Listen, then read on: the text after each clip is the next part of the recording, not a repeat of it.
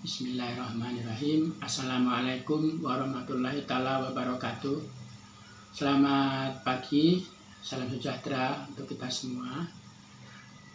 Selamat berjumpa kembali dalam video pembelajaran bahasa Indonesia untuk siswa kelas 9 tahun pelajaran 2020-2021 semester genap.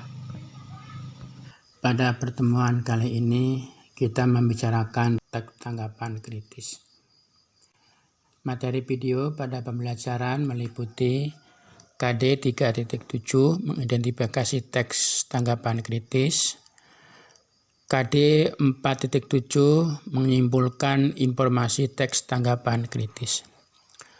Untuk lebih mudah memahami apa itu teks tanggapan kritis, akan kita bahas pertama, pengertian teks tanggapan kritis. 2. Fungsi teks tanggapan kritis. 3. Tujuan teks tanggapan kritis. 4. Syarat utama menanggapi teks tanggapan kritis. Kelima, unsur-unsur teks tanggapan kritis pada sebuah karya.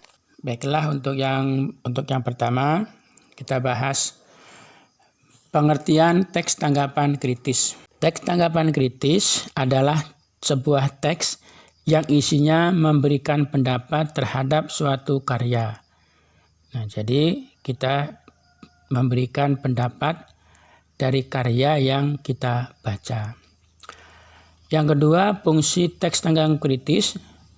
Teks tanggapan kritis berfungsi sebagai kritik yang membangun pada masalah yang dianggap tidak benar. Jadi pada masalah yang tidak benar, tujuannya adalah kita memberikan kritikan, memberikan masukan. Tentu saja masukannya itu harus bersifat membangun.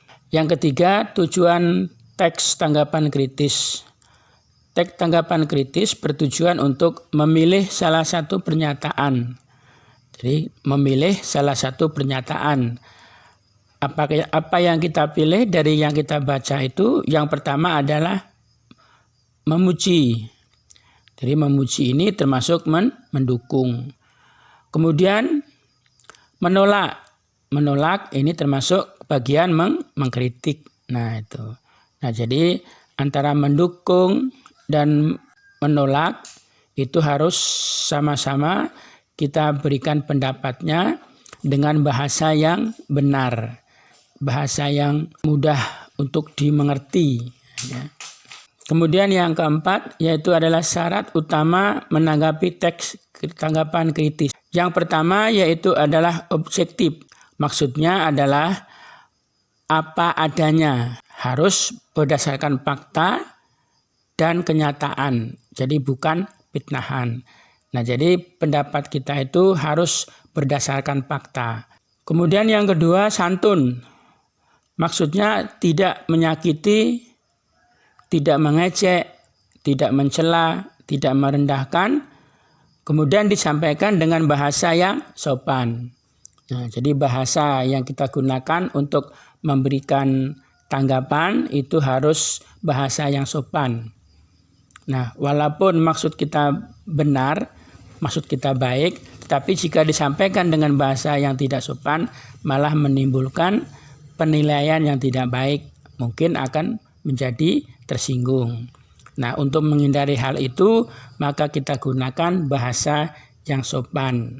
Kemudian yang kelima yaitu adalah unsur-unsur teks tanggapan kritis. Jadi unsur-unsur ini mengenai tanggapan kritis yang ada pada sebuah karya. Nah, apa itu unsur-unsur tanggapan kritisnya? Yang pertama adalah kata apa. Jika apa maksudnya adalah nama atau jenis karya yang akan kita kritik. Kemudian siapa? Siapa ini, untuk siapa yang pertama itu adalah yang membuat karya. Nah, jadi yang membuat karya itu untuk kata siapa untuk bagian yang pertama. Kemudian yang ketiga, siapa. Pada kata siapa yang kedua ini adalah berkaitan dengan siapa yang menanggapi. Nah, jadi kalau siapa yang pertama tadi yang membuat karya, sekarang siapa yang kedua ini adalah yang menanggapi. Kemudian yang keempat bagaimana? Ini bagaimana pada yang pertama. Ini berkaitan dengan bentuk tanggapan. Bentuk tanggapannya bisa dengan setuju atau yang memuji atau juga menolak, termasuk pada bagian kritik. Kemudian yang kelima adalah bagaimana pada bagian yang kedua, yaitu berkaitan dengan cara memuji. Nah, jadi yang kedua ini adalah berkaitan dengan cara memuji. Nah, pada bagian yang kelima ini berkaitan dengan struktur.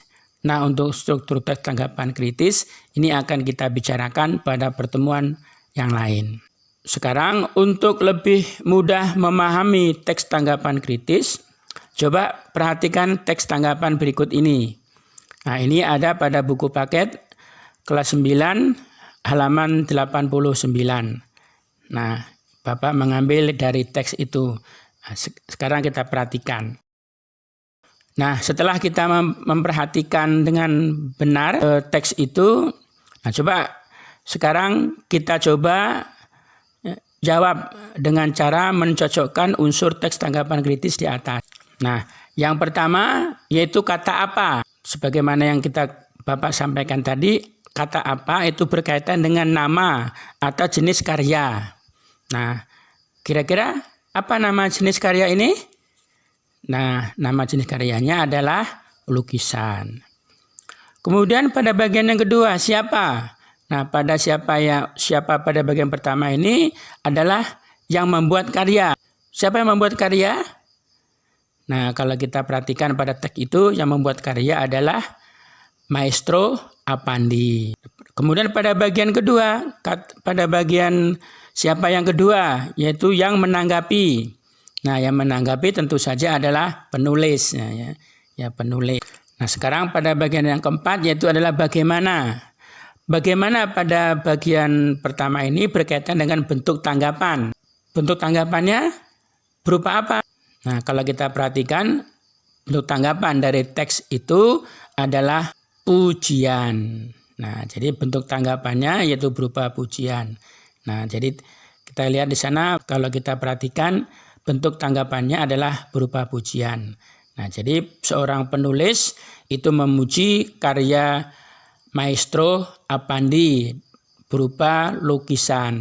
Nah, sekarang pada bagian yang kelima yaitu bagaimana pada bagian yang kedua. Nah, bagaimana pada bagian yang kedua ini berkaitan dengan cara menanggapi.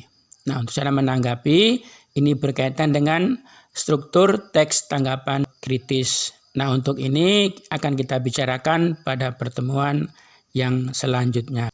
Nah, inilah yang bisa Bapak sampaikan.